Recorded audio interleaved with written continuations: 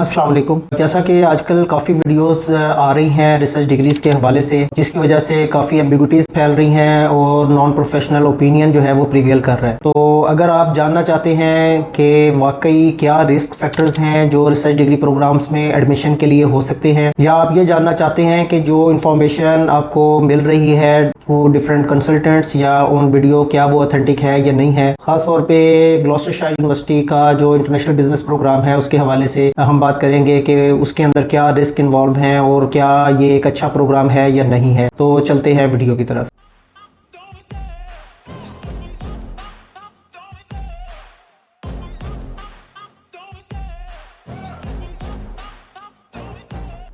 जैसा कि last videos के अंदर भी हमने इस बात पे काफ़ी बात की है कि जो रिसर्च डिग्री प्रोग्राम्स हैं उनमें एडमिशन सिक्योर करने का बेहतरीन तरीका क्या है। तो हर वीडियो में हम यही जो है वो इम्पोर्टेंट बात बताते हैं कि आपको प्रोफेसर से एक्सेप्टेंस लेना सबसे रिलायबल मेथड है। उसकी वजह ये है कि प्रोफेसर्स जो हैं वो आपको जब एक्सेप्टेंस देते हैं तो वो एक एथिकल बाइंडिंग आती है उनके ऊपर, जिसकी वजह से वो आपकी एप्लीकेशन को परसू करने में हेल्प आउट करते हैं। बल्कि ना सिर्फ ये, बल्कि वो जो पेपर वर्क इन्वॉल्व होता है उसको भी फास्ट करते हैं। तो ये बहुत इंपॉर्टेंट स्टेप है और majority of the universities in UK इसी मॉडल को फॉलो करती हैं। और अब तो यूनिवर्सिटीज ने इटसेल्फ अपने एडमिशन इंफॉर्मेशन के अंदर भी लिख के लगा दिया है कि जितने भी रिसर्च डिग्री एप्लीकेशंस हैं वो अप्लाई करने से पहले किसी प्रोफेसर को जरूर ऑन बोर्ड लें, उनसे अपने रिसर्च प्रपोजल को डिस्कस करें और उनसे एक्सेप्टेंस लेने के बाद ही अप्लाई करें, अदरवाइज आपकी एप्लीकेशन डिले में जाएगी। तो इसके हवाले से मजीद अगर बात करें तो ग्लॉस्टरशायर यूनिवर्सिटी ऑफ ग्लॉस्टरशायर का काफ़ी ज़्यादा आजकल उसकी इंफॉर्मेशन आ रही है, उसमें बहुत ज़्यादा एडमिशंस हो रहे हैं। उसकी एक दो वजूहात हैं। पहली वजह ये है कि उन्होंने MOI लिस्ट जो है उसमें पाकिस्तान को भी ऐड किया है और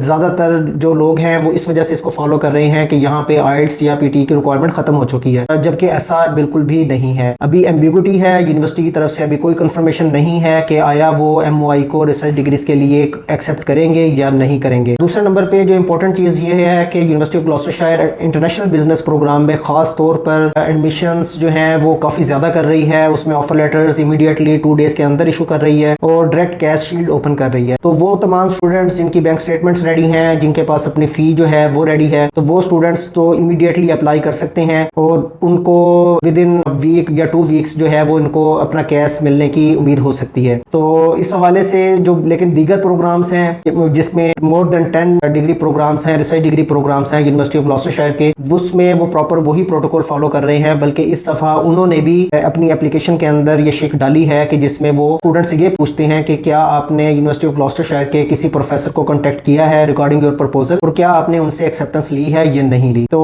इस हवाले से यूनिवर्सिटी ऑफ ग्लॉस्टरशायर तमाम स्टूडेंट्स को अकोमोडेट कर रही है फॉर ऑल रिसर्च डिग्रीज। तो ऐसा नहीं है, वो सिर्फ इंटरनेशनल बिजनेस जो है उसको प्रमोट कर रहे हैं जिसके अंदर रिसर्च प्रपोजल की रिक्वायरमेंट नहीं है। हमारे अपने स्टूडेंट्स जो हैं उनको विद इन 2 डेज जो है वो इसका ऑफर लेटर मिला है और कैश शील्ड ओपन हुई है। और जिन स्टूडेंट्स की बैंक स्टेटमेंट और फीस जिनकी उनके अवेलेबल थी उनके हमने कैश शील्ड भी कंप्लीट कर ली है विद इन अ वीक। तो लेकिन बाकी जो रिसर्च डिग्री प्रोग्राम्स हैं वहाँ पे यूनिवर्सिटी वैसा ही प्रोसीजर अडॉप्ट कर रही है जो कि लास्ट इनटेक में प्रोसीजर अडॉप्ट किया था, जिसमें लॉन्ग टर्म जो है वो डिलेस थे और जिसमें इंटरव्यूज की डेट्स जो है वो बहुत लेट आती हैं। इस हवाले से अनप्रेडिक्टेबिलिटी जो है वो थोड़ी सी मैं अब यहाँ पे डिस्कस करना चाहूँगा कि university of Gloucestershire international business के जो प्रोग्राम हैं इमीडिएटली कैश शील्ड ओपन कर रही है, लेकिन आपके पास कोई श्योरिटी नहीं है कि यूनिवर्सिटी आपको वो सीट देगी या नहीं देगी। आपके तीनों इंपॉर्टेंट पॉइंट्स जो हैं जब कंप्लीट होंगे, नंबर 1 आपने इनिशियल डिपॉजिट जमा करवा दिया है, नंबर 2 आपने बैंक स्टेटमेंट जो है वो शो करवा दी है, नंबर 3 आपने प्री कैश इंटरव्यू दिया है और कैश शील्ड के तमाम इंपॉर्टेंट पॉइंट्स जो हैं वो फुलफिल कर दिए हैं, तब आप जो है वो अप्लाई करेंगे और उनको रिक्वेस्ट करेंगे कि आपके तमाम इंपॉर्टेंट जो है वो पॉइंट्स क्लियर हो चुके हैं, now you will request for cash. इस मौके पर आप कैश जो है वो रिक्वेस्ट करेंगे और यूनिवर्सिटी फिर आपकी तमाम प्रोफाइल को वैल्यूएट करेगी और उसके बाद ही आपको कंफर्मेशन देगी in the form of cash, जिसके बाद आप वीजा फाइल कर सकते हैं। तो अनप्रेडिक्टेबिलिटी क्या है कि वो स्टूडेंट्स जिनकी बैंक स्टेटमेंट अभी रेडी नहीं है और उनकी बैंक स्टेटमेंट अभी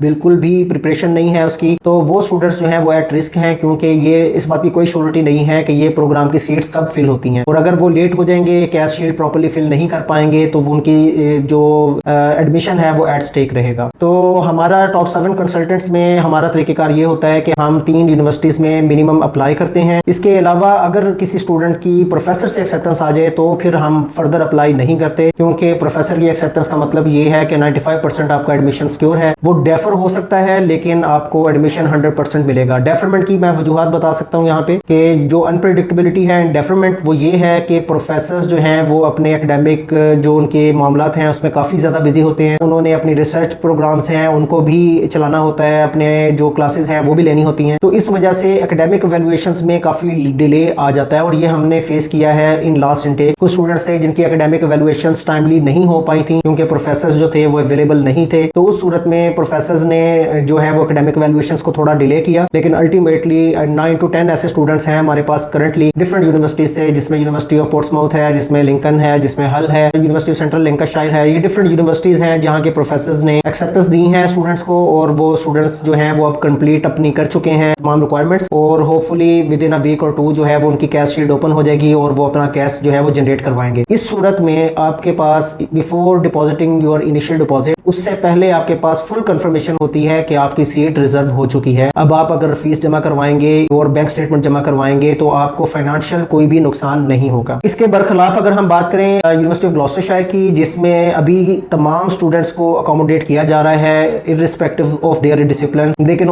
यहाँ पे एक इंपॉर्टेंट चीज है वो है UKVI। सिर्फ एडमिशन लेना मकसद नहीं है, आपका UK में पहुंचना भी एक बहुत बड़ा मकसद है और ये एक्चुअली एक मेजर ऑब्जेक्टिव है। तो इस हवाले से अगर आपको यूनिवर्सिटी तो एडमिशन दे रही है लेकिन आप UKVI को क्रॉस नहीं कर पा रहे तो ये भी एक बहुत बड़ा रिस्क है। इसके अंदर इंपॉर्टेंट चीज ये है कि वो स्टूडेंट्स जो खास तौर पे स्विच कर रहे होते हैं अपनी डिग्रीज को, या वो ऐसी डिग्री से ताल्लुक रखते हैं जिसका इंटरनेशनल बिजनेस से दूर दूर तक कोई ताल्लुक नहीं है। खास तौर पे ऐसे स्टूडेंट्स जो मैनेजमेंट से ताल्लुक नहीं रखते, जो बिजनेस से ताल्लुक नहीं रखते, जिनके बैकग्राउंड में कोई प्रोफेशनल स्टडीज नहीं है जहाँ पे बिजनेस और मैनेजमेंट इन्वॉल्व है, तो ऐसी सूरत में UKVI जो है वो उसको सस्पिशियसली देखेगी। खास तौर पे उन स्टूडेंट्स को जो MOI बेस पे अप्लाई कर रहे हैं, क्योंकि रिसर्च डिग्री प्रोग्राम्स में आपको थीसिस लिखना पड़ता है जिसका बहुत ज्यादा क्वालिटी जो है वो मैटर करती है और क्वालिटी बेस पे उसकी वैल्यूएशन होती है। तो ये बड़ी ही मुश्किल बात है कि आप MOI बेस पे अगर आपको एडमिशन मिले और UKVI आपको इजीली जो है वो छोड़ दे, तो वो मोस्ट प्रोबेबली आपका इंटरव्यू होगा और उसमें UKVI जो है वो आपसे आपकी इंग्लिश प्रोफिशिएंसी को जज करेगी और आपसे ये क्वेश्चन करेगी कि ये स्विच जो है वो आप कर रहे हैं इसको कैसे आप जस्टिफाई कर रहे हैं। अगर आप जो है वो ज़ूलॉजी में थे और आप करंटली अब बिजनेस में चले गए हैं तो ये आप कैसे स्विच कर रहे हैं, आपकी कैसी एकेडमिक प्रोफाइल इससे इंप्रूव होगी, कैरियर कैसे इससे बिल्टअप होगा। ये वो रिस्क फैक्टर्स हैं जो कि इन्वॉल्व हैं इस प्रोसीजर के अंदर,